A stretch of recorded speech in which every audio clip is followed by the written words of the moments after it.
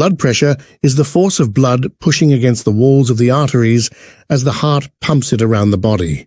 It's influenced by cardiac output and total peripheral resistance. Blood pressure is measured over the brachial artery and typically expressed with two numbers. For example, 120/80 indicates a systolic pressure of 120 millimeters of mercury and a diastolic pressure of 80 millimeters of mercury. Hypertension is a medical condition where the force of blood against the artery is consistently too high. In hypertension, vascular changes happen gradually. Initially, blood vessels have good blood flow, but over time, there's remodeling, hypertrophy, and dysfunction of the endothelial vascular wall. These changes narrow the vessel lumen and elevate vascular pressure, leading to increased blood pressure. Such alterations can lead to severe issues like strokes, heart attacks, and aneurysms. There are different guidelines for the diagnosis of hypertension. Normal systolic blood pressure is less than 120 millimeters of mercury, and normal diastolic blood pressure is less than 80 millimeters of mercury. According to American Heart Association guidelines, elevated blood pressure is considered when systolic pressure is between 120 and 129 millimeters of mercury and less than 80 millimeters of mercury in the diastolic side. Stage 1 hypertension is called when blood pressure is between 130 and 139 millimeters of mercury in the systolic side and 80 to 89 millimeters of mercury in the diastolic side. Stage 2 hypertension is considered when systolic blood pressure is 140 millimeters of mercury or higher and 90 millimeters of mercury or higher in the diastolic side. European guidelines have a slightly higher threshold for the diagnosis of hypertension. The risk of hypertension increases with age or having a family history of hypertension which can't be changed. The modifiable risk factors include obesity, lack of physical activity, high intake of salt, saturated fats and cholesterol, smoking, drinking too much alcohol, high level of stress, certain medications such as non-steroidal anti-inflammatory drugs, contraceptive pills, and certain diseases such as diabetes, mellitus, kidney diseases, and sleep apnea. Hypertension can be a disease itself, or it can be secondary to another condition or underlying disease. In 90% of situations, hypertension happens without a clearly identifiable cause. Primary hypertension is basically genetics and lifestyle. Secondary hypertension is caused by various kidney problems. Anything that limits the blood flow to the kidneys can cause hypertension, such as atherosclerosis, vasculitis, polycystic kidney disease, renal artery stenosis, or fibromuscular dysplasia in young women. This is because kidneys are vital in blood pressure regulation.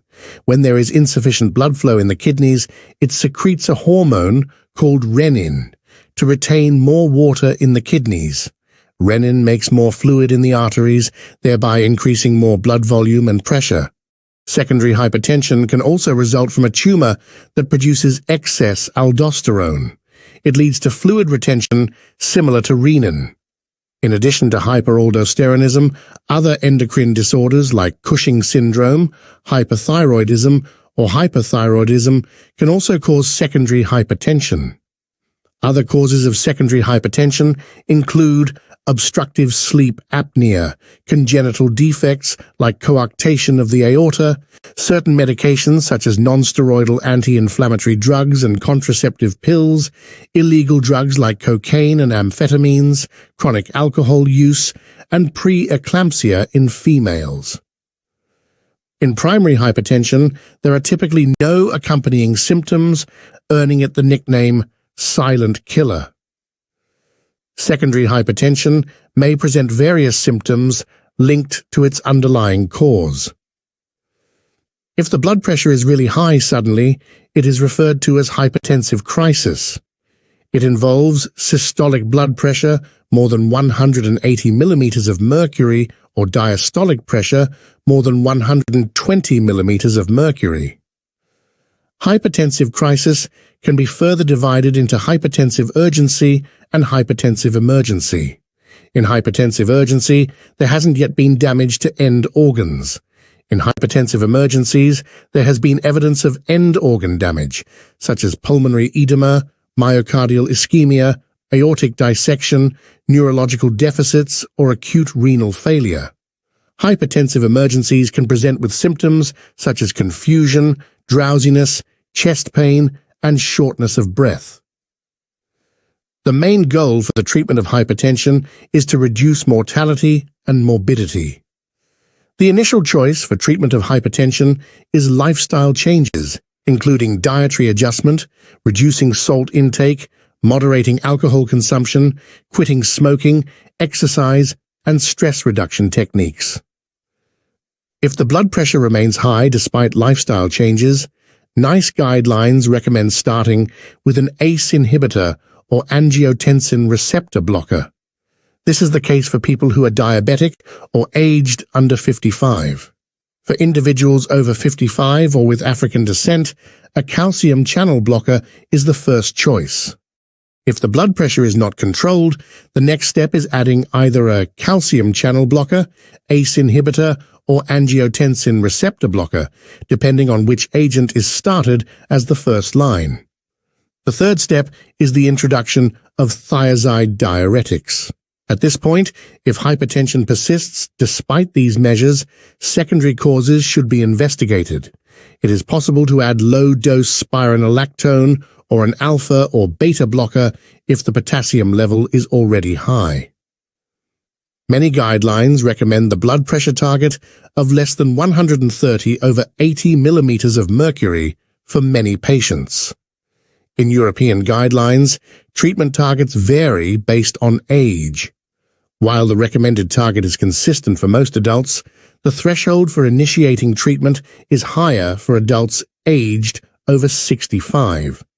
The ESH guideline sets a target of less than 140 over 80 millimeters of mercury for patients aged 65 to 79.